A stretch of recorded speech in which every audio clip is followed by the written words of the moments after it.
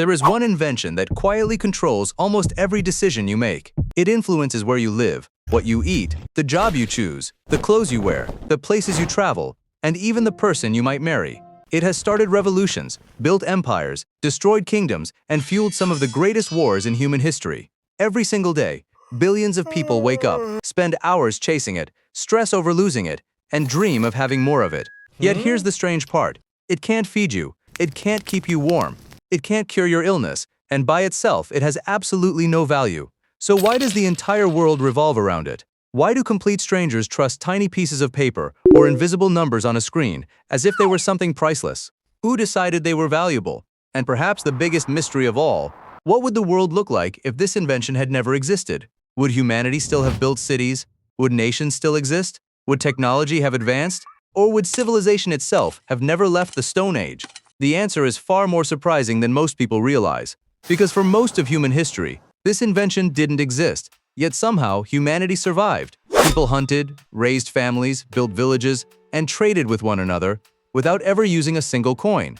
So if humans once lived without money, why couldn't we live without it today? To answer that question, we have to travel back thousands of years to a time before banks, before gold coins, before markets, to discover the problem that forced humanity to create one of the most powerful inventions in history. Imagine waking up, not in a modern city, but in a small village 10,000 years ago. There are no stores, no banks, no salaries, no wallets. If you're hungry, you don't go shopping. You hunt, you gather fruit, or you ask your neighbors for help.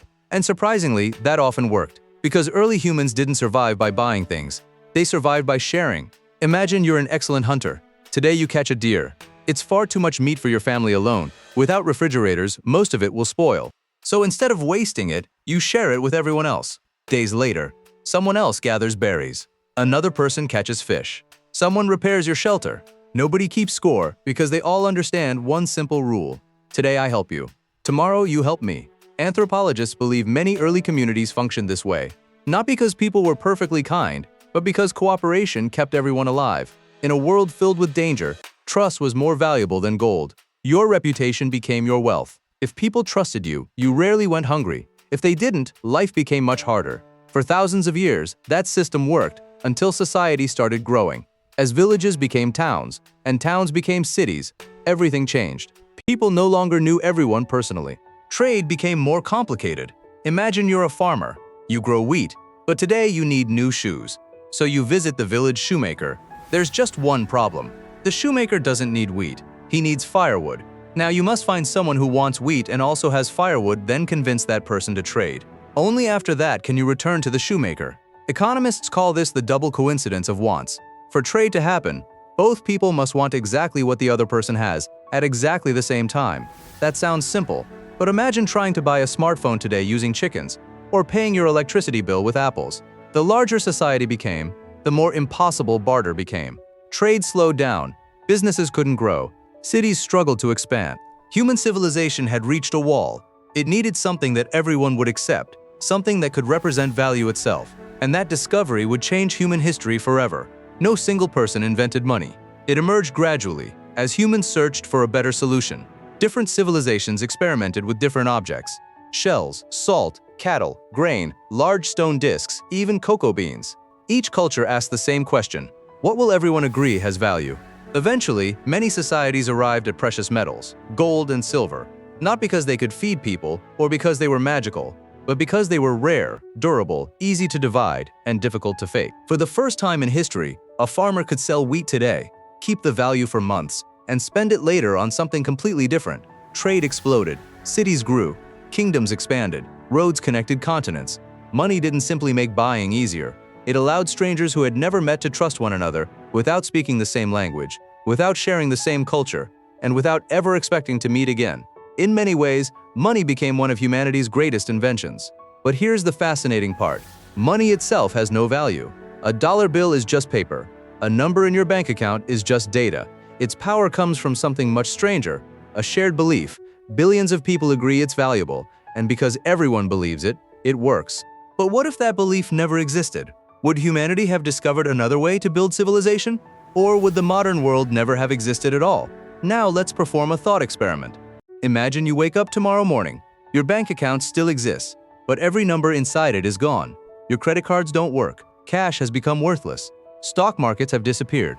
Cryptocurrencies no longer exist. Money has completely vanished. At first, it might feel exciting. No more bills, no more debt, no more taxes. But that excitement wouldn't last very long.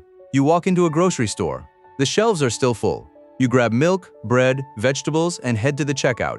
Then the cashier asks, "What are you giving us in return?" You don't have money. You don't grow food. You don't build houses. You don't repair machines. Suddenly, your profession matters more than your bank balance. The accountant, the software engineer, the influencer, even the lawyer may struggle to trade their skills for dinner. Meanwhile, farmers, doctors, electricians, builders, and truck drivers become some of the most valuable people in society. Without money, the economy doesn't simply slow down. It completely reorganizes itself. Many people assume that without money, society would immediately collapse. But history tells a different story. During wars, natural disasters, and economic crises, communities often stop relying on money. Instead, people help one another directly. Neighbors share food. Doctors treat patients. Volunteers rebuild homes. Humans naturally cooperate during emergencies. So would civilization survive? Probably, but not the civilization we know today. Think about your smartphone. Its materials come from dozens of countries. Its chips are manufactured thousands of miles away. Its software is built by engineers across the globe. Millions of people cooperate to create one device. Without money, how would you coordinate all of that? How would you convince thousands of strangers across different continents to contribute their work? Money solved a problem that trust alone couldn't.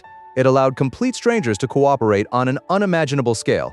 Without it, modern civilization becomes incredibly difficult, not because humans become selfish, but because coordination becomes almost impossible. If humans never invented money, would they simply remain stuck forever? Probably not. Humans are remarkably creative. Throughout history, different societies have experimented with other systems.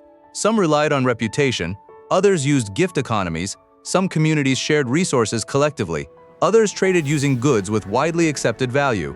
Eventually, humans always searched for something that represented trust, because that's what money truly is.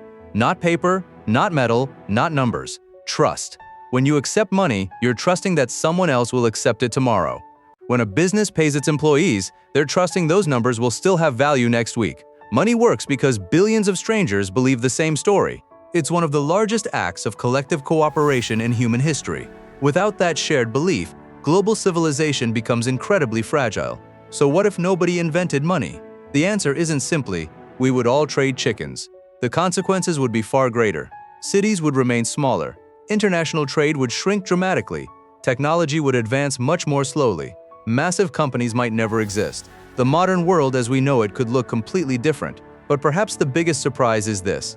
Money itself isn't what built civilization. Trust did. Money is simply the tool humans created to extend trust beyond family, beyond friends, beyond villages, and eventually across the entire planet. Every time you buy a cup of coffee, order something online, or receive your paycheck, you're participating in a system built on one invisible idea, a shared belief, because the paper isn't valuable, the numbers aren't valuable, the gold isn't even the most valuable part. The real invention was convincing millions, then billions of complete strangers to trust one another. And perhaps that's one of humanity's greatest achievements. Not inventing money, but inventing a way for strangers to build a civilization together. Money often gets blamed for greed, corruption, and inequality. But money itself has no emotions. It doesn't make people good or bad. It's simply a tool that allowed humanity to grow from small tribes into a global civilization of billions. Without it, our world would almost certainly be smaller, slower, and far less connected. So the next time you pay for a coffee, transfer money with your phone, or glance at the numbers in your bank account. Remember this, you're not just looking at currency, you're looking at one of the greatest inventions in human history. Because long before money became wealth, it first became trust.